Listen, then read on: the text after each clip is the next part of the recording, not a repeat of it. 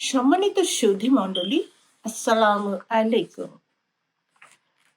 বাংলাদেশের তরুণ সমাজ কি আবাবিল পাখি, যারা মুসলমানের সম্মানকে পরিচিত করে বিশ্ববাসীর সামনে জুলাই ৩৬-এ যেমন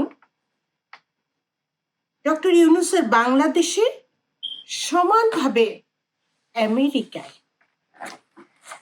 ৩৬ বছর বয়সী দিদারুল ইসলাম জীবন দিয়েছে ম্যানহাটন আমেরিকায় সন্ত্রাসীকে রুখে দিয়ে জনগণের জীবন বাঁচাতে। তিনি ছিলেন আমেরিকার police.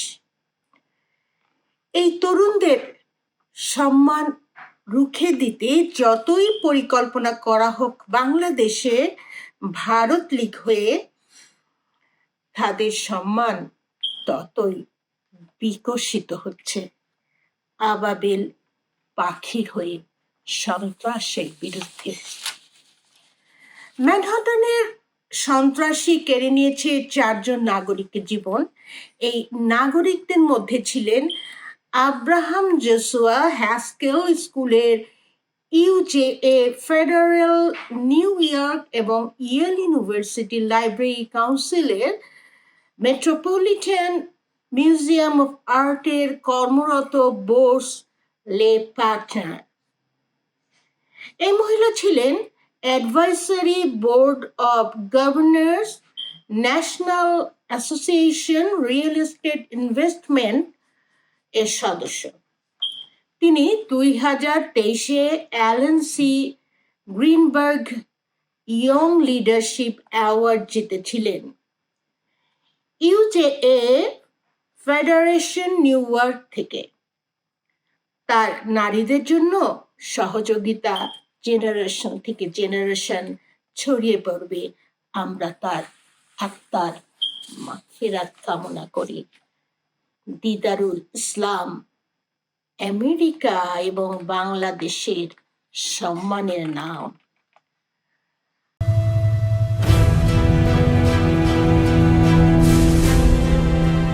He went out last night to protect the people of this city, and he didn't get the opportunity to go home to his family, his wife who was waiting for him, his children who we'll never see again.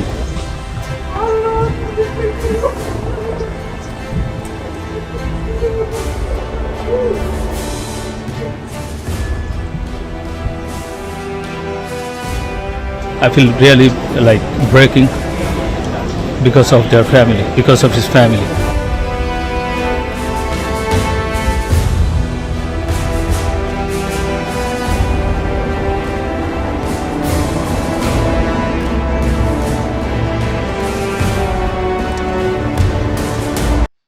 বাংলাদেশে লড়ছে তরুণ নাহিদ, হাসনাত, সাজিদ, আসিফ জুলাইয়ের ছাত্র হত্যার বিরুদ্ধে।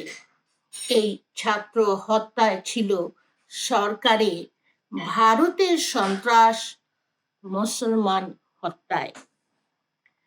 5 মে 2013-তে মাদ্রাসার এতিম ছাত্রের হত্যায় সরকার ছিল, কিন্তু ছিল না কোনো হিসাব, কারণ তাদের বাবা মা ছিল না। তারা ছিল মুসলমানের আবাবিল পাখি।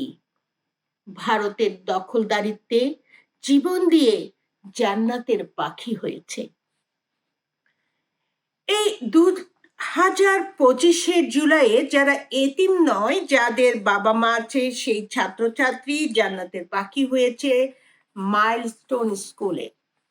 যুদ্ধ বিমান ধসে পড়েছে,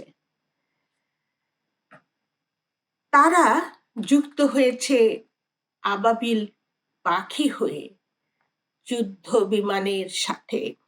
যে মুসলমান যুদ্ধ বিমান কখনো ভেঙে পড়ে না, মুসলমানের যুদ্ধ বিমান কখনো ভেঙে পড়ে না, কারণ মুসলমান কখনো টাকা লুটপাট করে পরিত্যক্ত যুদ্ধ বিমান কিনতে পারে না।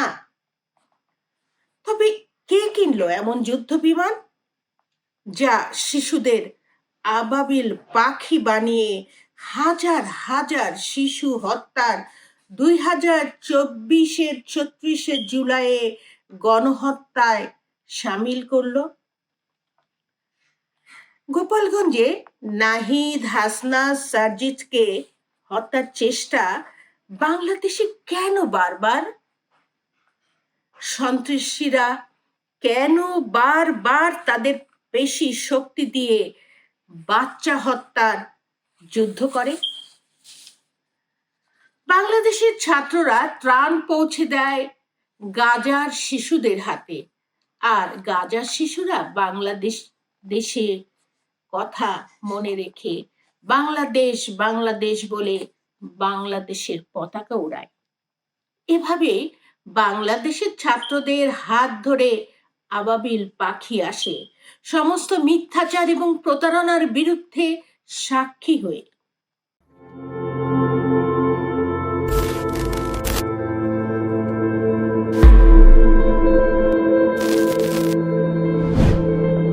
যুদ্ধে বিধ্বস্ত পর্যুদস্ত গাজা উপত্যকায় অসহায় ফিলিস্তিনিদের মুখে মুখে এখন বাংলাদেশের নাম। সেখানকার রাস্তায় শিশুরা ওড়াচ্ছে লাল সবুজ বাংলাদেশের পতাকা। এমন কিছু অসাধারণ ভিডিও এসে পৌঁছালো দুদিন আগে। সেখানকার মানুষজনই মোবাইল ফোনে ধারণ করেছেন এসব, আপলোড করেছেন তাদের সামাজিক যোগাযোগ মাধ্যমে এবং কৃতজ্ঞতা জানিয়ে তা পাঠিয়েছেন মিশরে থাকা আল আজহার বিশ্ববিদ্যালয়ের স্বেচ্ছাসেবী শিক্ষার্থীদের। গত বছরের মে থেকে অসহায় যুদ্ধ বিধ্বস্ত ওইসব মানুষকে সহায়তা দিয়ে আসছেন কায়রোতে থাকা বাংলাদেশি এই শিক্ষার্থীরা। شكرا لكل اللي بيجيبوا لنا ميه في قطاع غزه.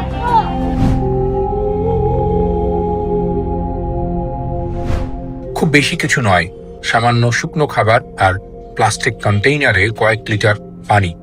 এই পেয়ে শিশুটি রাস্তায় দাঁড়িয়ে এভাবে বাংলাদেশের পতাকা নাড়ছে, আর তার এই পতাকা দেখে আশেপাশের শরণার্থী শিবির থেকে আরো বহু শিশু ও মানুষ দৌড়ে এসে পানির কাছে দাঁড়াচ্ছেন।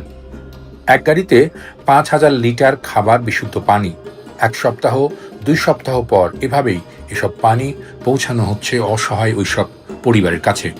কাজটি করছে মিশরে থাকা বাংলাদেশি অন্যান্য দেশের শিক্ষার্থীদের সমন্বয়ে গড়া মানবিক সংগঠন মাই ডেভেলপমেন্ট অর্গানাইজেশন মাই, যেখানে মাদ্রাসা, স্কুল, কলেজ ও বিশ্ববিদ্যালয় একাকার হয়ে বলে, আর কত বাচ্চা হত্যা করলে তোমাদের প্রতারণা বন্ধ হবে? মায়ের সঙ্গে ফোনালাপের পর আর কোনো খোঁজ মেলেনি বাইজিদের। গণ অভ্যুত্থানে হাসিনা পালানোর পর আশুলিয়া থানার সামনের রাস্তায় গুলিবিদ্ধ 13 জনের দগ্ধ মরদেহ পাওয়া যায় পোড়া একটি গাড়িতে। সেখানেই মেলে বাইজিদের পোড়া দেহ। 5 আগস্ট বিকেলে গুলি করে হত্যার পর পুলিশই আগুন ধরিয়ে দিয়েছিল তাদের মৃতদেহে। স্থানীয়দের মোবাইলে ধারণ করা সেই নির্মম দৃশ্য দ্রুত ছড়িয়ে পড়ে সামাজিক যোগাযোগ মাধ্যমে। আমরা তার আগে অনেক যোগাযোগ করছি, কিন্তু আমার ভাইকে আমরা পাইনি আর কি, নেটের কারণে। নেট বন্ধ ছিল, ফোনেও পাই নাই, ফোন পুড়ে গেছে। তখন থেকে আমাকে ফোন দিছে, দিয়ে বলতেছে যে আপনি কি শহীদ বাইজিদের আপন কেউ? তখন আমি বলছি যে হ্যাঁ, আমি শহীদ বাইজিদের ভাই। দেশকে স্বৈরাচারের কবল থেকে মুক্ত করতে দরিদ্র ঘরের নিরীহ এক তরুণ বাইজিদ বোস্তামি জীবন বাজি রেখে নেমেছিলেন রাজপথে। মিছিলে মিশেছিলেন, মুখোমুখি দাঁড়িয়েছিলেন পুলিশের বুলেটের সামনে। বাইজিদ আর ফিরে না এলেও হত্যাকারীদের প্রকাশ্য শাস্তি হলে হয়তো খানিকটা সান্ত্বনা খুঁজে পেত তার পরিবার। এমন নিষ্ঠুর পুলিশ আমি কোনোদিন দেখিনি। হাসিনা যে এরকম নিষ্ঠুর আমিও তো কখনো চোখ দিয়ে দেখিনি, কোনোদিনই দেখিনি। ডক্টর ইউনূস স্যার এই বিচার যেন সুষ্ঠু মতন আমার ছেলের যেন এই বিচার যেন। আমার ভাইকে যারা হত্যা করেছে, যারা ষড়যন্ত্র যারা জড়িত আছে, তাদের সবাই আমরা বিচার দাবি করি এবং সুষ্ঠু একটা বিচার চাই। শহীদ পরিবারটিকে সরকার ঘোষিত 30 লাখ টাকার মধ্যে এরই মধ্যে 10 লাখ টাকার সঞ্চয়পত্র প্রদান করার কথা জানান জেলা প্রশাসক। তিনি আরও জানান, টাকা দিয়ে কিংবা কোনো সাহায্য সহযোগিতা দিয়ে সেটিকে কোনোভাবেই প্রশমিত করার সুযোগ নেই। আমরা চেষ্টা করছি তাদেরকে সেই শোকটাকে সহ্য করার মতো তার পাশে থাকতে পারি, এবং আমরা যেন তাদের সেই শোকটাকে শক্তিতে কাজে লাগিয়ে তারা যেন পরবর্তীতে নতুনভাবে ঘুরে দাঁড়াইতে পারে কিন্তু তাদের যে স্পিরিট নিয়ে তারা এই সমাজে বেড়ে উঠবে, আমরা চাই সেই স্পিরিটটা যেন সমাজের অন্য মানুষের মধ্যে ছড়িয়ে পড়ে। 6 মাসের ছেলে ও স্ত্রী নিয়ে আশুলিয়ায় থাকতেন বায়েজিদ বোস্তামি। সেদিন আদরের সন্তান আর স্ত্রীকে ঘরে রেখে মানুষের অধিকার আদায়ের আন্দোলনে বন্ধুদের সঙ্গে রাজপথে নেমেছিলেন তিনি। সেই যুবকদের পেছনে ফিরে তাকানোর কোনো গল্প ছিল না সেদিন। ছিল কেবল এক বুক ভরা বাংলাদেশের পতাকা, সেই সাথে বারুদে ঠাসা স্লোগান আর ঝাঁঝালো কবিতার পংক্তি। বুকের ভেতর অনেক ঝড়, বুক পেতেছি গুলিকর।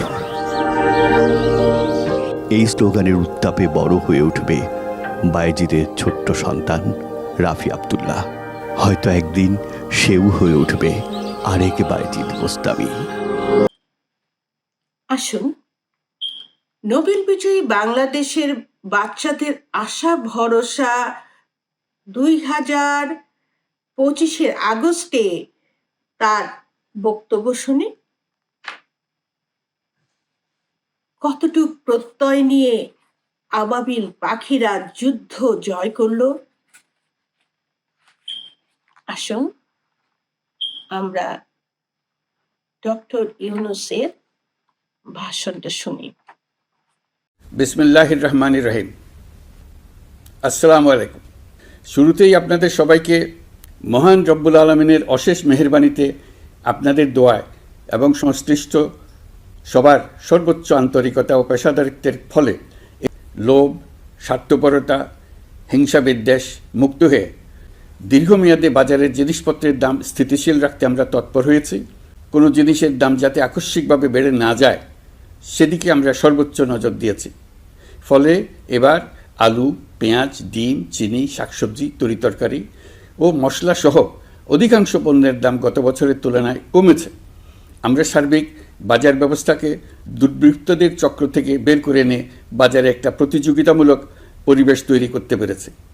জনগণকে ন্যায্য মূল্যে নিত্য প্রয়োজনীয় জিনিস পৌঁছে দিতে সরকারের সব রকমের চেষ্টা অব্যাহত আছে। পাশাপাশি দেশবাসী যাতে নির্বিঘ্নে যাতায়াত করতে পারেন সেজন্য সরকার সর্বোচ্চ ব্যবস্থা নিয়েছে।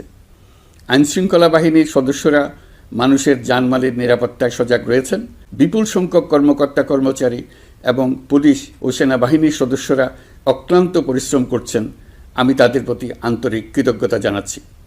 আগামী দিনে কখনোই বাস, রেল ও বিমান যাত্রায় কোনো ধরনের অনিয়ম যাতে না হয় সেজন্য সরকার একটি কেন্দ্রীয় অনলাইন টিকেটিং প্ল্যাটফর্ম করতে যাচ্ছে, যেখানে এই একই প্ল্যাটফর্ম থেকেই যাত্রীরা খুব সহজেই বাস, ট্রেন ও ফ্লাইটের টিকিট ক্রয় করতে পারবেন। একই রকমভাবে সব ধরনের সরকারি সেবা যাতে জনগণের দোরগোড়ায় পৌঁছে যায় সেজন্য নাগরিক সেবা বাংলাদেশ এই নামে একটি সেন্টার পরিচালিত হচ্ছে। দেশের সর্বত্র শহরে, হাটে বাজারে তরুণ তরুণীদের মাধ্যমে বেসরকারি ব্যবস্থাপনায় সার্ভিস সেন্টার স্থাপনের কাজ শুরু করেছে। এটি ঢাকা শহরে কয়েকটি সেবাকেন্দ্রের মাধ্যমে শুরু হয়েছে। প্রশিক্ষণপ্রাপ্ত স্থানীয় তরুণ উদ্যোক্তারা নাগরিক সেবাকেন্দ্র থেকে সাধারণ নাগরিকদের এনআইডি, পাসপোর্ট, লাইসেন্স, পুলিশের কাছে জিডি করা, কর ফাইলিং করা সহ বিভিন্ন সরকারি ডিজিটাল সেবা দেবেন। এর ফলে দালাল চক্রের খপ্পর থেকে মুক্তি পাওয়া যাবে। নানা রকম হয়রানি ও ভোগান্তি কমবে বলে আমরা আশাবাদী। এই প্রজেক্ট শূন্য বাজেটে আমরা শুরু করেছি।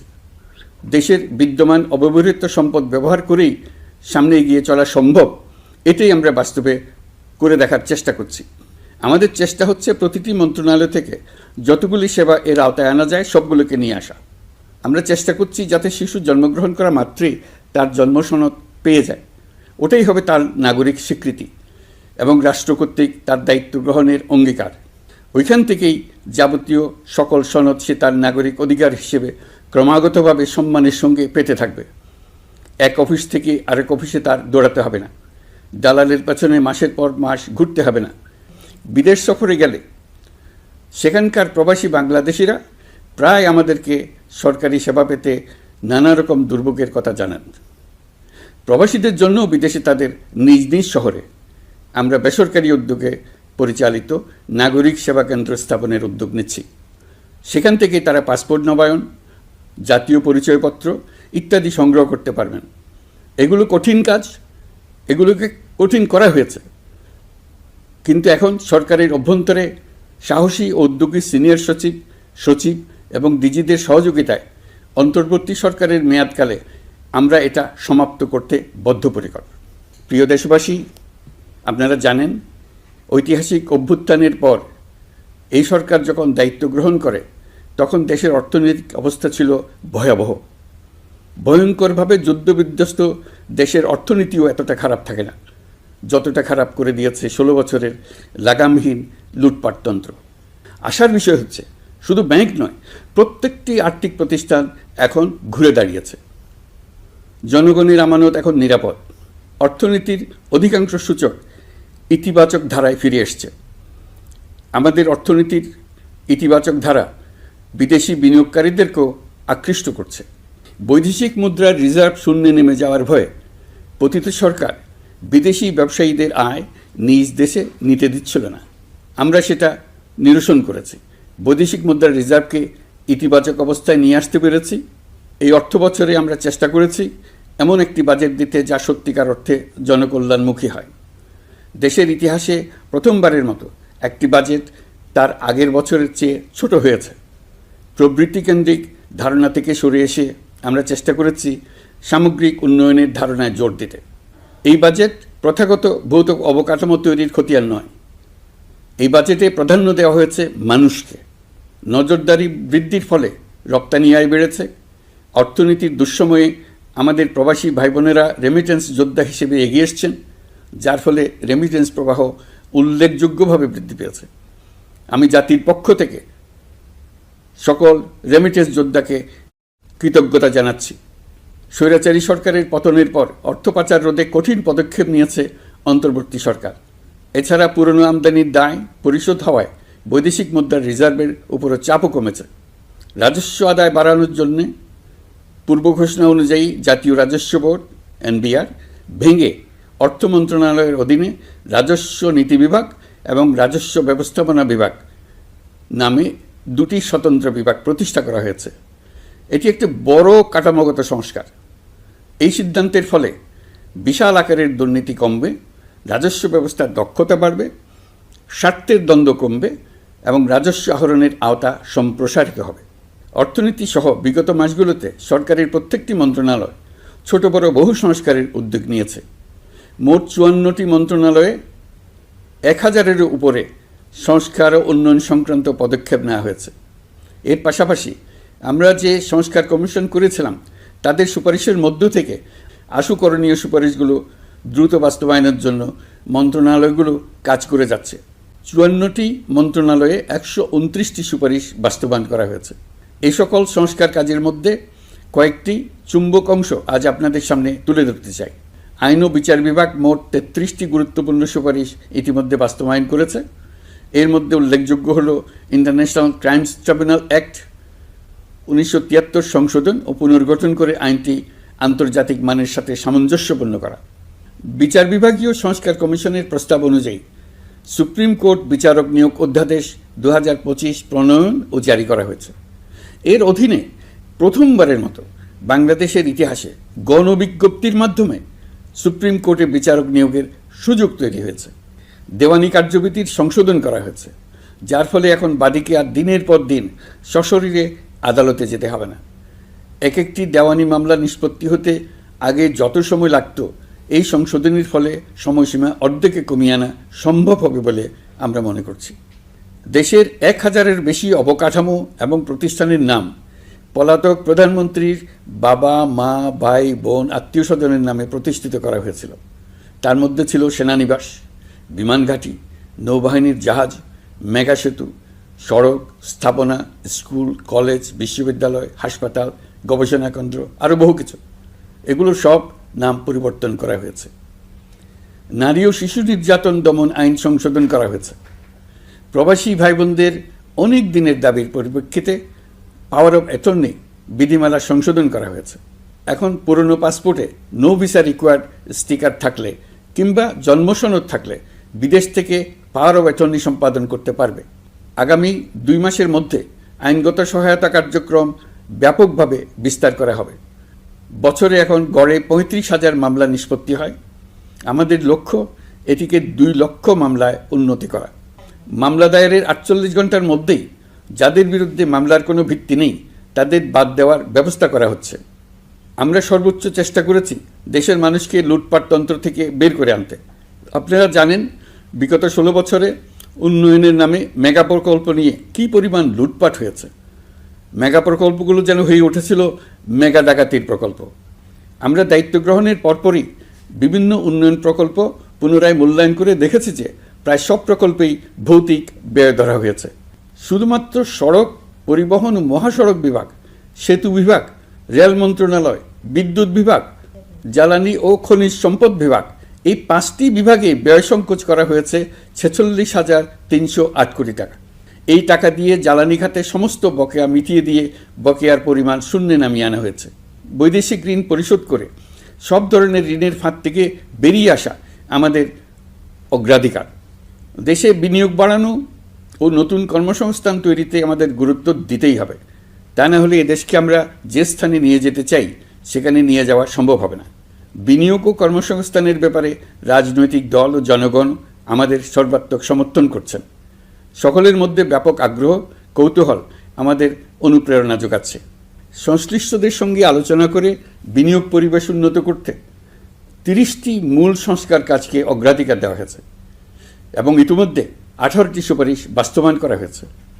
বিনিয়োগ বান্ধব পরিবেশ গড়ে তুলতে এবং দেশি বিদেশি শিল্প প্রতিষ্ঠানের মধ্যে সংযোগ সৃষ্টি করতে আমরা সর্বোচ্চ চেষ্টা করে যাচ্ছি। গত অক্টোবর হতে মার্চ পর্যন্ত নেট বিদেশি বিনিয়োগ এসছে মোট 756 মিলিয়ন মার্কিন ডলার, অর্থাৎ প্রায় 9,247 কোটি টাকা। বাংলাদেশ ইনভেস্টমেন্ট সামিট 2025-এ নির্দিষ্ট খাতভিত্তিক সেশনের মাধ্যমে ব্যবসায়ী চেম্বার, ব্যাংক ও বেসরকারি খাতের অন্যান্য অংশীদারদের মধ্যে আলোচনা হয়েছে। ইনভেস্টমেন্ট সামিটে বিদেশি বিনিয়োগকারীরা ও রাজনৈতিক দলগুলোর মধ্যেও আলোচনার জন্য আলাদা ব্যবস্থা রাখা হয়েছিল, যাতে করে পরবর্তীতে যে দলই ক্ষমতায় আসুক না কেন তারা যেন বিনিয়োগ বান্ধব বাংলাদেশ গড়তে নিজেদের প্রতিশ্রুতির কথা জানাতে পারেন। সম্প্রতি চীনের বাণিজ্যমন্ত্রী চীনের 100টি কোম্পানির প্রায় 150 বিনিয়োগকারী ও ব্যবসায়ী নিয়ে বাংলাদেশে এসছেন। আমরা আশা করছি খুব দ্রুতই বড় আকারের বিদেশি বিনিয়োগ দেখতে পাব। সম্প্রতি আমি চীন, কাতার, জাপান সহ কয়েকটি দেশ সফর করেছি। এসব সফরেও বিভিন্ন বৈঠকে বাংলাদেশের অর্থনৈতিক সম্ভাবনা অগ্রগতির কথা তুলে ধরেছি। দ্বিপাক্ষিক বাণিজ্য বিনিয়োগের বিষয়ে ফলপ্রসূ আলোচনা হয়েছে। আরও বেশি সংখ্যক বাংলাদেশি যাতে বিদেশে কর্মসংস্থানের সুযোগ পায় সে চেষ্টা করেছি। বাংলাদেশে কাতারি বিনিয়োগকারীদের জন্য একটি বিশেষ অর্থনৈতিক অঞ্চল গড়ে তোলার বিষয়ে আমাদের মধ্যে আলোচনা হয়েছে। বাংলাদেশের লাখো লাখো ছেলেমেয়েরা মাদ্রাসায় পড়াশোনা করে, তাদের জন্য প্রযুক্তি শিক্ষা ও বিদেশি ভাষা শিক্ষা চালু করতে আমরা কাতার চ্যারিটির সাহায্য চেয়েছি। গত মাসে আমি জাপান সফরে গিয়েছিলাম। এই সফরে জাপানের প্রধানমন্ত্রী বাংলাদেশকে বাজেট সহায়তা ও রেলপথ উন্নয়নের জন্য $1 বিলিয়ন মার্কিন ডলারের ঋণ ঘোষণা করেছেন। দ্বিপাক্ষিক 3টি চুক্তিপত্র বিনিময় হয়েছে। এই সফরে দুই দেশের মধ্যে অর্থনৈতিক বিনিয়োগ ও অন্যান্য সহযোগিতার ক্ষেত্রে 6টি সমঝোতা স্মারক অর্থাৎ MOU স্বাক্ষর হয়েছে। বাংলাদেশের কর্মশক্তির দক্ষতা বৃদ্ধি এবং জাপানে তাদের কর্মসংস্থান সহজতর করার লক্ষ্যে জাপানের সঙ্গে আমরা 2টি সমঝোতা স্মারকে স্বাক্ষর করেছি। জাপানের শ্রমিক সংকট রয়েছে। আমরা আগামী 5 বছরে জাপানে 1 লক্ষ কর্মী পাঠানোর চুক্তি সই করেছি। এর চাইতে আরও বেশি শ্রমিক ক্রমাগতভাবে পাঠানোর আয়োজন করে এসছে। প্রিয় দেশবাসী, 1971 সালে বাংলাদেশ স্বাধীন হওয়ার পর অর্থনৈতিকভাবে আমাদের যে উন্নতির শিখরে থাকার কথা ছিল, বিশ্বের কাছে মাথা উঁচু করে দাঁড়াবার কথা ছিল, সেই উচ্চতায় আমরা পৌঁছতে পারিনি। আমরা চাই বাংলাদেশ দক্ষিণ এশিয়ার অর্থনৈতিক প্রাণকেন্দ্র হিসেবে প্রতিষ্ঠিত হোক। এই কারণে বিনিয়োগ পরিষেবার উন্নয়নের পাশাপাশি বন্দরের সক্ষমতা বাড়াতে উদ্যোগ নিয়েছি। এটা করা সম্ভব না হলে দেশের কোটি কোটি মানুষের বেকারত্ব ঘুচবে না, অর্থনৈতিক সংকট রয়েই যাবে। চট্টগ্রাম বন্দর নিয়ে অনেকের মধ্যে কৌতূহল তৈরি হয়েছে। মাঝে মাঝে এমন কথাও শুনেছি যে এই বন্দর বিদেশিদেরকে নাকি দিয়ে দেওয়া হচ্ছে। আমি আগেও জানিয়েছি, চট্টগ্রাম বন্দর হলো বাংলাদেশের অর্থনীতির হৃৎপিণ্ড। বর্তমানে এই হৃৎপিণ্ড অতি দুর্বল। এখন যে অবস্থায় আছে সেই অবস্থায় তাকে রেখে দিলে আমাদের অর্থনীতিকে সামনে এগিয়ে নিয়ে যাওয়া সম্ভব হবে না। এই হৃৎপিণ্ডকে বড় করতে হবে, মজবুত করতে হবে, সুঠাম করতে হবে। তা করতে হলে বহু উদ্যোগ গ্রহণ করতে হবে, অভিজ্ঞদের সাহায্য লাগবে। আমরা যাদের সঙ্গে যোগাযোগ করেছি তারা বন্দর ব্যবস্থাপনায় বিশ্বের সেরা, সবচেয়ে অভিজ্ঞ। তারা ইউরোপ, কানাডা, অস্ট্রেলিয়া, চীন, দক্ষিণ কোরিয়া, ভারত, পাকিস্তান, তুরস্ক, মধ্যপ্রাচ্য ও আফ্রিকা সহ বিশ্বজুড়ে বন্দর পরিচালনা করে। তাদের কাজ বন্দর ব্যবস্থাপনা। আমাদের লক্ষ্য হলো বন্দর ব্যবস্থাপনার কাজ যত তাড়াতাড়ি সম্ভব তাদের কাছ থেকে শিখে নেওয়া। আমি গ্যারান্টি দিয়ে বলতে পারি, যদি 31 সালের মধ্যে আমরা বন্দরের কাজ শিখে ফেলি, এর পরবর্তী 5 বছরে অর্থাৎ 36 সালের মধ্যে পৃথিবীর যত দেশে যত বন্দর এই কোম্পানিগুলো চালায় তাদের বহু বন্দর এই বাংলাদেশিরাই পরিচালনা করবে।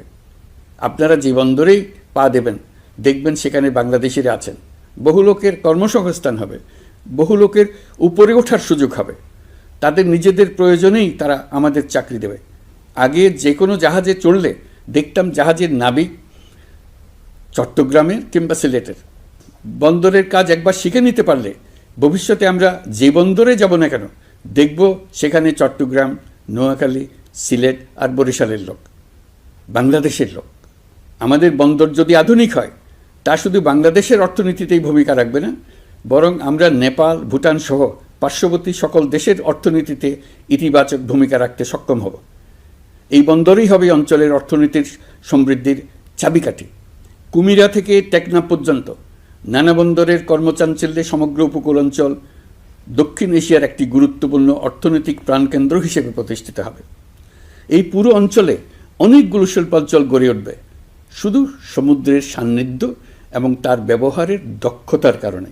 তার সঙ্গে গড়ে উঠবে আরেকটি নতুন শিল্প, আধুনিক পদ্ধতিতে সমুদ্রে মাছ পালন, আহরণ ও প্রক্রিয়াজাতকরণের শিল্প। এটি আরেকটি নতুন জগৎ সৃষ্টি করবে। এই ব্যাপারে আমরা আমাদের বন্ধু দেশগুলোর সঙ্গে আলোচনা শুরু করেছি এবং তারা উৎসাহ সহকারে সাড়া দিয়েছেন। বন্দর ব্যবস্থাপনার জন্য আমরা যাদেরকে আনছি তারা পৃথিবীর যেসব দেশে কাজ করে সেসব কোনো দেশেরই সার্বভৌমত্ব, জাতীয় নিরাপত্তা হুমকির মুখে পড়েনি। আমি দেশবাসীর প্রতি আহ্বান জানাই, আপনারা নিজেদেরকে ভিত্তিহীন বিরোধিতা এবং অপপ্রচারের শিকার হতে দেবেন না। অন্তর্বর্তীকালীন সরকারের বন্দর ব্যবস্থাপনার উদ্যোগে আপনাদের দৃঢ় সমর্থন অব্যাহত রাখুন। যারা বিরোধিতা করছে তাদের প্রতিহত করুন। আপনারা জানেন আমাদের দেশে এখন 12 লক্ষ রোহিঙ্গা বসবাস করছে। প্রায় 1 লাখ রোহিঙ্গা এসছে 2023 সাল থেকে 2024 সালের সেপ্টেম্বর সময়কালে, যখন রাখাইন রাজ্যে ব্যাপক যুদ্ধাবস্থা বিরাজ করছিল। সেখানে চলমান সংঘাত ও মানবিক পরিস্থিতির কারণে এখনও অনেকে আসতে চেষ্টা করছেন। রোহিঙ্গাদের বাংলাদেশে আসা বন্ধ করতে এবং যারা ইতিমধ্যে বাংলাদেশে অবস্থান করছেন তাদের প্রত্যাবাসনের জন্য আমরা উদ্যোগ নিয়েছি। আমরা যখন দায়িত্ব গ্রহণ করেছিলাম তখন রোহিঙ্গা ইস্যুটিকে প্রায় মৃত অবস্থায় পেয়েছিলাম। আন্তর্জাতিক এজেন্ডা থেকে ইস্যুটি ঝরে পড়েছিল। সেই অবস্থা থেকে আমরা ইস্যুটিকে বিশ্ববাসীর দৃষ্টির সম্মুখভাবে নিয়ে আসতে পেরেছি। আমি গত বছর সেপ্টেম্বর মাসে জাতিসংঘ সাধারণ পরিষদে রোহিঙ্গা বিষয়ক একটি আন্তর্জাতিক সম্মেলন অনুষ্ঠানের আহ্বান জানিয়েছিলাম। আপনারা জেনে খুশি হবেন, জাতিসংঘের সকল সদস্য রাষ্ট্র এই বিষয়ে একমত হয়েছেন এবং তারা একটি উচ্চ পর্যায়ের আন্তর্জাতিক সম্মেলন আয়োজনের সিদ্ধান্ত নিয়েছে। এই বছর সেপ্টেম্বর মাসে যুক্তরাষ্ট্রের নিউ ইয়র্কে এই সম্মেলনটি অনুষ্ঠিত হবে। একই সাথে রোহিঙ্গাদের প্রত্যাবাসনের জন্য আমরা আন্তর্জাতিক জনমত গঠন করতে পেরেছি। গত মার্চ মাসে বাংলাদেশ সফরে এসে জাতিসংঘের মহাসচিব অ্যান্টোনিও গুতেরেস পরিষ্কারভাবে ঘোষণা করেছেন যে মিয়ানমারের প্রত্যাবাসনই রোহিঙ্গা সমস্যার একমাত্র সমাধান। প্রত্যাবাসনের বিষয়ে আরেকটি বড় অগ্রগতি হচ্ছে মিয়ানমার সরকার কর্তৃক প্রত্যাবাসনযোগ্য রোহিঙ্গাদের সর্বপ্রথম তালিকা ঘোষণা। গত এপ্রিল মাসে ব্যাংককে বিমস্টেক সম্মেলনের সাইডলাইনে আলোচনার সময় মিয়ানমার সরকার প্রথমবারের মতো 1,80,000 রোহিঙ্গা প্রত্যাবাসনযোগ্য বলে ঘোষণা করেছে। রোহিঙ্গাদের প্রত্যাবাসনে ও আমাদের সীমান্তের নিরাপত্তা নিশ্চিত করতে মিয়ানমারের সরকার সহ সেখানকার বিদ্রোহী গোষ্ঠীর সাথে আনুষ্ঠানিক ও অনানুষ্ঠানিক যোগাযোগ রাখা হচ্ছে। আমরা যত দেশেই সফর করেছি সব দেশেই রোহিঙ্গা সংকট মোকাবেলায় রাষ্ট্রীয় নেতা ও সরকারের প্রতিনিধিদের সঙ্গে আলোচনা করেছি, তাদের সহযোগিতা চেয়েছে। তারা ইতিবাচকভাবে আমাদের আহ্বানে সাড়া দিয়েছেন। জাতিসংঘের মহাসচিব গত মার্চ মাসে ঢাকা সফরকালে রাখাইন রাজ্যে মানবিক বিপর্যয়ের মোকাবেলার জন্য একটি ত্রাণ চ্যানেলের প্রস্তাব করেছিলেন। তিনি বলেছিলেন এই প্রস্তাবটি রোহিঙ্গাদের প্রত্যাবাসনে সহায়ক হবে। বিষয়টি প্রস্তাব পর্যায়ে রয়ে গেছে। আমরা লক্ষ্য করেছি রাখাইনের জন্য বাংলাদেশ করিডোর দিয়ে দিয়েছে বলে একটা অপপ্রচার চালানো হচ্ছে। আমি সুস্পষ্টভাবে বলছি, এটা সর্বৈব মিথ্যা। এটা চিলে কান নিয়ে যাওয়ার গল্প। যারা অসত্য কল্পকাহিনী বানিয়ে বাংলাদেশের মানুষকে ক্রমাগত বিভ্রান্ত করে অশান্তি সৃষ্টিতে নিয়োজিত, এটা তাদেরই শিল্পকর্ম। আপনারা এ বিষয়ে হুঁশিয়ার থাকবেন, কোনোভাবেই বিভ্রান্ত হবেন না। এসব অপপ্রচার সত্ত্বেও আমরা লক্ষ্যচ্যুত হব না। এই জটিল সমস্যাটি সমাধানে আমাদের কাজ চালিয়ে যাব। প্রিয় দেশবাসী, আগামী মাসে জুলাই গণ অভ্যুত্থানের বছর পূর্ণ হবে। যাদের আত্মত্যাগের কারণে এই অভ্যুত্থান সম্ভব হলো, আমরা তাদেরকে এবং তাদের পরিবারকে প্রতি মুহূর্তে আমাদের দৃষ্টিতে রেখেছি। তাদের জন্য নানা কর্মসূচি আমরা বাস্তবায়ন করে চলেছি। এখন পর্যন্ত 834টি শহীদ পরিবারের মধ্যে 630টি শহীদ পরিবারকে 10 লক্ষ টাকা করে 63 কোটি টাকার সঞ্চয়পত্রের জন্য ব্যাংক চেক দেওয়া হয়েছে। অবশিষ্ট যারা আছেন তাদের ওয়ারিশ নির্ধারণ সংক্রান্ত বিষয়গুলি নিষ্পত্তি সাপেক্ষে সঞ্চয়পত্র দেওয়া হবে। এর পাশাপাশি গণ অভ্যুত্থানে আহত প্রায় 12,500 জনকে 106 কোটি টাকা দেওয়া হয়েছে। গণ অভ্যুত্থানে আহতদের মধ্যে সরকারি বেসরকারি বিভিন্ন হাসপাতালে এই পর্যন্ত 15,393 জন চিকিৎসা গ্রহণ করেছেন। স্বাস্থ্যসেবা বিভাগের মাধ্যমে 40 জন আর মুক্তিযুদ্ধ বিষয়ক মন্ত্রণালয়ের মাধ্যমে 11 জনকে উন্নত চিকিৎসার জন্য সিঙ্গাপুর, থাইল্যান্ড ও রাশিয়া পাঠানো হয়েছে। তাদের চিকিৎসা বাবদ এই পর্যন্ত সরকার 61 কোটি টাকা ব্যয় করেছে এবং এই ব্যয় অব্যাহত আছে। আরও 28 জন জুলাই যোদ্ধাকে উন্নত চিকিৎসার জন্য সিঙ্গাপুর, থাইল্যান্ড ও তুরস্কে পাঠানোর প্রক্রিয়া চলছে। এখন পর্যন্ত বিভিন্ন হাসপাতালে চিকিৎসাধীনদের যুক্তরাজ্য, যুক্তরাষ্ট্র, ফ্রান্স, সিঙ্গাপুর, থাইল্যান্ড, চীন, মালয়েশিয়া ও নেপাল থেকে 26 জন বিশেষজ্ঞ চিকিৎসক এসে বিনামূল্যে চিকিৎসা দিয়েছেন। এই চিকিৎসকবৃন্দ শুধু যাতায়াত খরচ গ্রহণ করেছেন, এর বেশি কিছু তারা গ্রহণ করতে চান নাই। আমরা তাদের প্রতি কৃতজ্ঞ। এই পর্যন্ত শহীদ পরিবারগুলোকে সঞ্চয়পত্র প্রদান, আহত ব্যক্তিদের চিকিৎসা ও চেক প্রদান বাবদ সরকার মোট 285 কোটি টাকা ব্যয় করেছে। প্রিয় দেশবাসী, আমি শুরু থেকেই বলেছি, পতিত স্বৈরাচার বাংলাদেশকে যেভাবে ধ্বংসস্তূপ বানিয়েছে, সেখান থেকে নতুন করে যাত্রা শুরু করতে হলে ন্যূনতম 3টি আবশ্যিক কাজ সম্পন্ন করতে হবে। প্রথমত, বিচার ও জবাবদিহিতা প্রতিষ্ঠার উদ্যোগ দৃশ্যমান করে তোলা। দ্বিতীয়ত, রাষ্ট্রের গণতান্ত্রিক পুনর্গঠন ও প্রাতিষ্ঠানিক কাঠামোর সংস্কার সাধনে প্রয়োজনীয় ঐক্যমত ও পথনকশা তৈরি করা। তৃতীয়ত, একটি অবাধ, সুষ্ঠু ও শান্তিপূর্ণ নির্বাচন আয়োজন করে ক্ষমতা হস্তান্তরের গণতান্ত্রিক প্রক্রিয়া সম্পন্ন করা। এই লক্ষ্যে ধ্বংসপ্রাপ্ত নির্বাচন ব্যবস্থাকে স্থায়ীভাবে সংস্কার করা। এই 3টি ম্যান্ডেট হচ্ছে দেশবাসীর সাথে আমাদের চুক্তি। 24-এর শহীদের রক্তে ভেজা এই চুক্তি আপনাদের সার্বিক সমর্থন, আস্থা ও সহযোগিতা নিয়ে এবং পতিত শক্তি ও তার দোসরদের সৃষ্ট সকল বাধা বিপত্তিকে পরাভূত করে আমরা সম্মিলিতভাবে বাস্তবায়ন করতে সক্ষম হব বলে আমার দৃঢ় বিশ্বাস। গত বছর জুলাই-আগস্ট মাসে সংঘটিত হত্যাযজ্ঞ সহ বিগত 16 বছরের গুম খুন নির্যাতনের সত্য উদ্ঘাটন এবং আর্থিক খাতের সীমাহীন দুর্নীতি, অনিয়ম ও অপরাধের বিচার প্রক্রিয়া আমরা শুরু করেছি। মানবতা বিরোধী অপরাধের বিচারের জন্য আন্তর্জাতিক অপরাধ ট্রাইব্যুনাল গঠনের পর প্রসিকিউশন টিম গঠন ও তদন্ত কর্মকর্তা নিয়োগের পাশাপাশি বিচারিক কার্যক্রম পরিচালনা প্রক্রিয়াধীন ছিল। যত দ্রুত সম্ভব বিচার কাজ শুরুর ব্যাপারে আমরা আশাবাদী ছিলাম। আপনারা জানেন, জুলাইয়ে সংঘটিত হত্যাযজ্ঞের বিচার ইতিমধ্যে শুরু হয়ে গেছে। বিচার কাজ যেন দ্রুত গতিতে সম্পন্ন হয়, সেজন্য সরকারের পক্ষ থেকে যত রকম সহযোগিতা প্রয়োজন আমরা তা দিচ্ছি। বিচারের জন্য আন্তর্জাতিক অপরাধ ট্রাইব্যুনালের এজলাস কক্ষ ডিজিটাল প্রযুক্তিতে সমৃদ্ধ করা হয়েছে। ইতিহাসে প্রথমবারের মতো কোনো বিচার পর্ব আদালতের অনুমতিক্রমে সরাসরি কিংবা রেকর্ডকৃত পদ্ধতিতে গণমাধ্যমে প্রচারিত হচ্ছে। আমরা বিশ্বাস করি এতে করে বিচার বিভাগের প্রতি মানুষের আস্থা বাড়বে, বিচার নিয়ে অপপ্রচার বন্ধ হবে। প্রসিকিউশন বলছে, বিগত সরকার পতনের পর তাদের আজ্ঞাবহ ব্যক্তিরা বিভিন্ন গুরুত্বপূর্ণ সাক্ষ্য প্রমাণ বিনষ্ট করার চেষ্টা করেছে। থানা, হাসপাতাল সহ গুরুত্বপূর্ণ স্থানের দলিলপত্র পুড়িয়ে বা লুকিয়ে নষ্ট করার চেষ্টা করা হয়েছে। বিভিন্ন অপরাধমূলক স্থাপনার আকার, আকৃতি, দেয়াল ইত্যাদি ভেঙে এবং বিকৃত করে প্রমাণ লুকানোর চেষ্টা করা হয়েছে।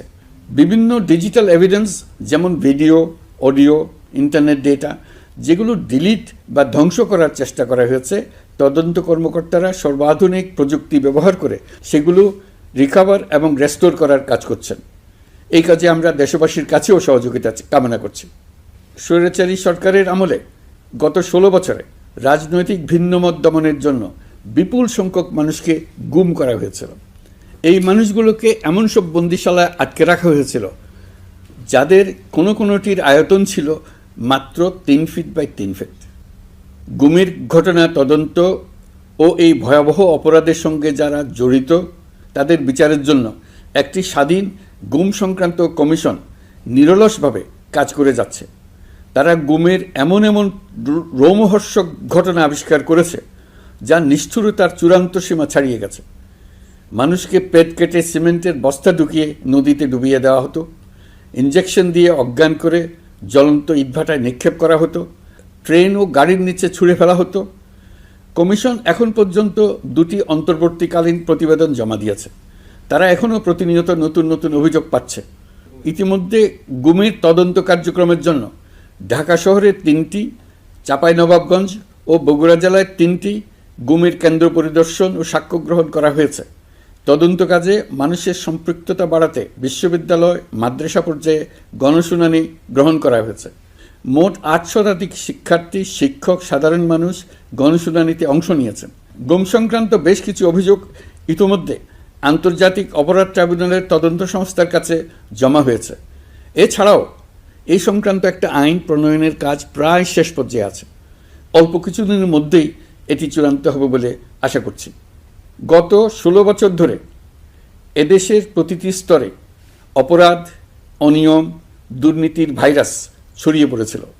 এই রোগাক্রান্ত রাষ্ট্র ব্যবস্থাকে রোগমুক্ত করে জনগণের কল্যাণমুখী করতে হলে আমাদের রাজনৈতিক দলগুলোর সক্রিয় অংশগ্রহণ জরুরি। আমরা দায়িত্ব নেবার পর থেকেই রাজনৈতিক দলগুলোর সাথে নিয়মিত যোগাযোগ রেখেছি। বিভিন্ন ইস্যুতে রাজনৈতিক নেতাদের সঙ্গে আলাদা এবং একত্রিতভাবে বৈঠক করেছি। সর্বশেষ গত মাসের শেষ সপ্তাহেও বিভিন্ন রাজনৈতিক দলের নেতৃবৃন্দের সঙ্গে আমি বৈঠক করেছি এবং চলতি সপ্তাহে জাতীয় ঐক্যমত কমিশনের 2য় পর্বের আলোচনা শুরু করেছি। সরকার পরিচালনায় তারা তাদের গুরুত্বপূর্ণ মতামত তুলে ধরেছেন। রাজনৈতিক দলগুলো শুরু থেকে আমাদের সাথে সহযোগিতা করে আসছেন এবং সবসময় তারা সহযোগিতা অব্যাহত রাখার প্রতিশ্রুতি দিয়েছে। প্রিয় দেশবাসী, আপনাদের নিশ্চয় মনে আছে জুলাই গণঅভ্যুত্থানে নেতৃত্ব অংশ নেওয়া শিক্ষার্থীরা একটি জুলাই ঘোষণাপত্র দেওয়ার কথা জানিয়েছিল। তারা আমাকেও সেখানে আমন্ত্রণ জানায়। আমি বলেছিলাম দেশের সকল রাজনৈতিক ব্যক্তিবর্গ, নাগরিক সমাজের প্রতিনিধি সহ অন্যদের সঙ্গে নিয়ে সকলে মিলে এই ঘোষণাপত্র দেওয়া ভালো হবে। এর পাশাপাশি আগামী জুলাই মাসেই সকল রাজনৈতিক দলের ঐকমত্যের ভিত্তিতে একটি জুলাই সনদ প্রস্তুত করে আমরা জাতির সামনে উপস্থাপন করতে পারব বলে আশা করছি। এই জুলাই সনদ হলো একটি প্রতিশ্রুতি, একটি জনকল্যাণমুখী রাষ্ট্র নির্মাণের জন্য সংস্কার কমিশন যে প্রস্তাবগুলো দিয়েছে সেগুলোর মধ্য থেকে রাজনৈতিক দলগুলো যে কয়টিতে একমত হয়েছে তার তালিকা থাকবে এই সনদে। জুলাই সনদে স্বাক্ষর করে তারা জাতির কাছে সেগুলো বাস্তবায়নের অঙ্গীকার করবে।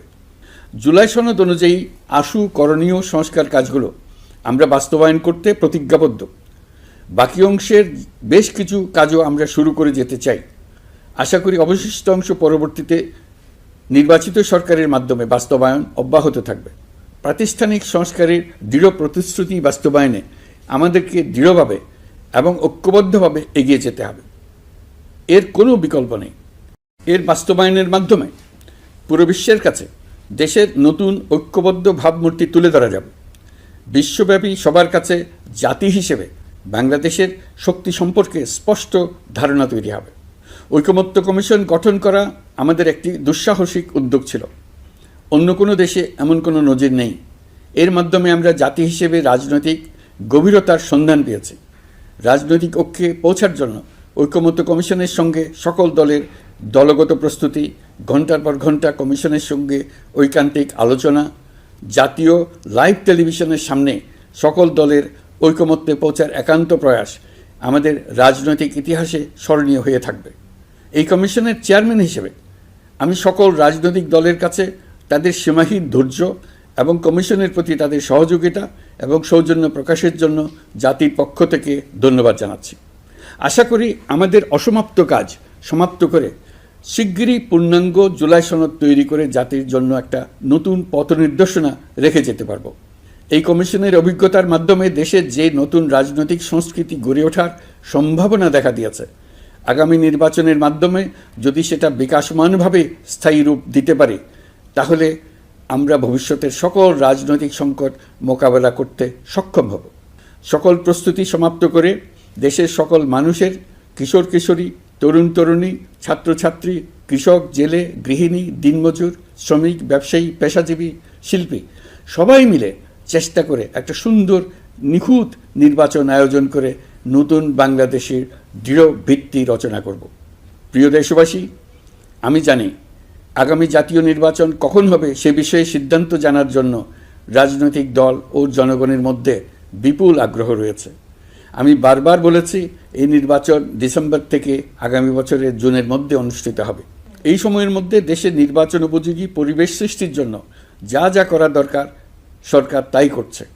এখানে মনে রাখা জরুরি, বাংলাদেশ স্বাধীনতার পর থেকে যতবার গভীর সংকটে নিমজ্জিত হয়েছে তার সবগুলোরই প্রধান কারণ ছিল ত্রুটিপূর্ণ নির্বাচন। ত্রুটিপূর্ণ নির্বাচন প্রক্রিয়ায় বারবার ক্ষমতা কক্ষিগত করার মধ্য দিয়ে একটি রাজনৈতিক দল বর্বর ফ্যাসিস্টে পরিণত হয়েছিল। এই ধরনের নির্বাচন যারা আয়োজন করে তারা জাতির কাছে অপরাধী হিসেবে চিহ্নিত হয়ে যায়। এমন নির্বাচনের মধ্য দিয়ে যে দল ক্ষমতায় আসে তারাও জনগণের কাছে ঘৃণিত হয়ে থাকে। এই সরকারের একটি বড় দায়িত্ব হলো একটি পরিচ্ছন্ন, উৎসবমুখর, শান্তিপূর্ণ, বিপুলভাবে অংশগ্রহণের পরিবেশে একটি নির্বাচন অনুষ্ঠান করা, এমন একটি নির্বাচন আয়োজন করা যাতে করে দেশ ভবিষ্যতে নতুন সংকটে না পড়ে। এই জন্য সবচেয়ে বেশি গুরুত্বপূর্ণ হলো প্রাতিষ্ঠানিক সংস্কার। যেই প্রতিষ্ঠানগুলো নির্বাচনের সঙ্গে সরাসরি জড়িত সেগুলোতে যদি সুশাসন নিশ্চিত করা না যায় তাহলে ছাত্র জনতার সকল আত্মত্যাগ বিফলে যাবে। সংস্কার, বিচার, নির্বাচন এই তিনটি ম্যান্ডেটের ভিত্তিতে আমরা দায়িত্ব গ্রহণ করেছিলাম। সেই বিবেচনায় আগামী রোজার ঈদের মধ্যে সংস্কার ও বিচারের বিষয়ে আমরা একটি গ্রহণযোগ্য জায়গায় পৌঁছতে পারব বলে বিশ্বাস করি। বিশেষ করে মানবতা বিরোধী অপরাধের বিচার, যা কিনা জুলাই গণ অভ্যুত্থানের শহীদদের প্রতি আমাদের সম্মিলিত দায়, সেই বিষয়ে আমরা দৃশ্যমান অগ্রগতি দেখতে পারব। এতে আমাদের উপর আপনাদের অর্পিত ম্যান্ডেট ন্যূনতম হলেও বাস্তবায়ন করে যেতে পারব। সেই বিবেচনায় ও ইতিহাসে সবচেয়ে অবাধ, সুষ্ঠু, প্রতিদ্বন্দ্বিতামূলক ও গ্রহণযোগ্য নির্বাচন আয়োজনের জন্য সকল পক্ষের সঙ্গে আমরা আলোচনা করেছি। পাশাপাশি বিচার, সংস্কার ও নির্বাচন সংক্রান্ত চলমান সংস্কার কার্যক্রম পর্যালোচনা করে আমি আজ দেশবাসীর কাছে ঘোষণা করছি যে আগামী জাতীয় নির্বাচন 2026 সালের এপ্রিলের প্রথমার্ধের যে কোনো একটি দিনে অনুষ্ঠিত হবে। এই ঘোষণার ভিত্তিতে নির্বাচন কমিশন উপযুক্ত সময়ে আপনাদের কাছে নির্বাচনের বিস্তারিত রোডম্যাপ প্রদান করবে। আমরা এমন নির্বাচন চাই যা দেখে অভ্যুত্থানের শহীদদের আত্মা তৃপ্তি পাবে, তাদের আত্মা শান্তি পাবে। আমরা চাই আগামী নির্বাচনে সবচেয়ে বেশি ভোটার, সবচেয়ে বেশি প্রার্থী ও দল অংশ নেক। এটা সবচেয়ে অবাধ, সুষ্ঠু ও নিরপেক্ষ নির্বাচন হিসেবে জাতির কাছে স্মরণীয় হয়ে থাকুক। 1.5 যুগ পরে দেশে সত্যিকারের একটি জনপ্রতিনিধিত্বশীল সংসদ গঠিত হবে। বিপুল তরুণ গোষ্ঠী এবার জীবনে প্রথম ভোট দেওয়ার সুযোগ পাবে। এসব লক্ষ্যে প্রয়োজনীয় সকল পদক্ষেপ নেওয়ার জন্য আমরা জাতির কাছে অঙ্গীকারবদ্ধ। আমি দেশবাসীর প্রতি আহ্বান জানাই, আপনারা সকল রাজনৈতিক দল এবং আপনাদের এলাকার প্রার্থীদের কাছ থেকে সুনির্দিষ্ট অঙ্গীকার আদায় করে নেবেন, যেন আগামী সংসদের প্রথম অধিবেশনেই যেসব সংস্কারের প্রশ্নে ঐকমত্য অর্জিত হয়েছে তা কোনো প্রকার কাটাছেঁড়া ছাড়াই যেন তারা অনুমোদন করেন। আপনারা ওয়াদা আদায় করে নেবেন যে তারা বাংলাদেশের স্বাধীনতা, সার্বভৌমত্ব, আঞ্চলিক অখণ্ডতা এবং জাতীয় মর্যাদার প্রশ্নে কখনো কোনো প্রকার আপোষ করবেন না এবং দেশের বাইরের কোনো শক্তির কাছে দেশের স্বার্থ বিকিয়ে দেবেন না। আপনারা তাদের কাছে সুনির্দিষ্ট প্রতিশ্রুতি আদায় করে নেবেন এই মর্মে যে তারা কখনোই কোনো অবস্থাতেই আপনাদের গণতান্ত্রিক অধিকার ও মানবিক মর্যাদার ক্ষুণ্ণ করবেন না। আপনারা তাদের কাছে অঙ্গীকার আদায় করে নেবেন যে তারা সম্পূর্ণ সততা ও স্বচ্ছতার সাথে দেশ পরিচালনা করবেন এবং সকল প্রকার দুর্নীতি, দলীয়করণ, টেন্ডারবাজি, সিন্ডিকেটবাজি, চাঁদাবাজি, সন্ত্রাসী কর্মকাণ্ড ইত্যাদি গণবিরোধী কাজ থেকে নিজেদেরকে সম্পূর্ণভাবে মুক্ত রাখবেন। আমি আপনাদের আবারও স্মরণ করিয়ে দিতে চাই যে এবারের নির্বাচন শুধু শান্তিপূর্ণ নির্বাচন করার বিষয় নয়, এটা ছাত্র জনতার অভ্যুত্থানের আকাঙ্ক্ষা, নতুন বাংলাদেশ গড়ার নির্বাচন। এই নির্বাচনে পরিচিত দলগুলিই থাকবে, তাদের পরিচিত মার্কাগুলিই থাকবে, কিন্তু ভোটারকে বের করে আনতে হবে যে এই মার্কার পেছনে আপনার কাছে ভোট প্রার্থীরা কে কতটুকু নতুন বাংলাদেশ গড়ার জন্য প্রস্তুত, কে কতটা প্রতিজ্ঞাবদ্ধ। আমরা যারা এই নির্বাচনে ভোটার হব তারা অত্যন্ত সৌভাগ্যবান এবং সৌভাগ্যবতী। আমরা একটা অনন্য ঐতিহাসিক ভূমিকা পালনের সুযোগ ও দায়িত্ব পাচ্ছি। আমরা জাতির নতুন যাত্রাপথ তৈরি করে দেওয়ার দায়িত্ব পাচ্ছি। আমরা নতুন রাজনৈতিক সংস্কৃতি সৃষ্টির মহান সুযোগটা পাচ্ছি। আমাদের সুচিন্তিত ভোটের মাধ্যমে নতুন বাংলাদেশ নির্মিত হবে। শহীদদের রক্তদান সার্থক হবে। আশা করি বিষয়টা নিয়ে চিন্তাভাবনা করেই সবাই ভোট কেন্দ্রে যাব এবং দৃঢ়প্রত্যয়ে ভোট দেব। এখন থেকে ভাবনা চিন্তা শুরু করুন, আলোচনা শুরু করুন। এখন থেকে আপনাদের ভোটের গুরুত্বটা বুঝে নিন। আপনার এবারের ভোটের গুরুত্ব ঐতিহাসিক মানদণ্ডে দেখা হবে। প্রিয় দেশবাসী, আমাদের সবসময় মনে রাখতে হবে পতিত ফ্যাসিবাদ ও তার দেশি বিদেশি দোসররা নতুন বাংলাদেশ গড়ার সম্মিলিত প্রচেষ্টাকে পদে পদে বাধাগ্রস্ত করার চেষ্টা চালিয়ে যাচ্ছে। তারা নানামুখী অপপ্রচারে লিপ্ত। তারা সবসময় চাইবে জুলাই অভ্যুত্থানের মাধ্যমে তৈরি হওয়া জাতীয় ঐক্যের শক্তিকে পরাভূত করতে, গণতান্ত্রিক আকাঙ্ক্ষা বাস্তবায়নের প্রচেষ্টাকে লাইনচ্যুত করতে এবং বাংলাদেশকে পুনরায় করায়ত্ত করতে। আমি আগেও বলেছি, আজ আবারও বলছি, আমরা একটা যুদ্ধ অবস্থায় আছি। এখন আমাদের একতাবদ্ধ থাকতে হবে যে কোনো মূল্যে।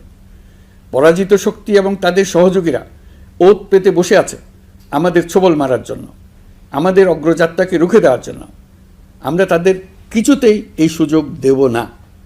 আসুন আমরা আমাদের সম্মিলিত প্রচেষ্টায় প্রিয় মাতৃভূমির স্বাধীনতা, সার্বভৌমত্ব, আঞ্চলিক অখণ্ডতা ও জাতীয় মর্যাদার বিরুদ্ধে যে কোনো আঘাত প্রতিহত করার উদ্দেশ্যে প্রতিরোধের ঐক্যবদ্ধ সুদৃঢ় প্রাচীর গড়ে তুলি। প্রিয় দেশবাসী,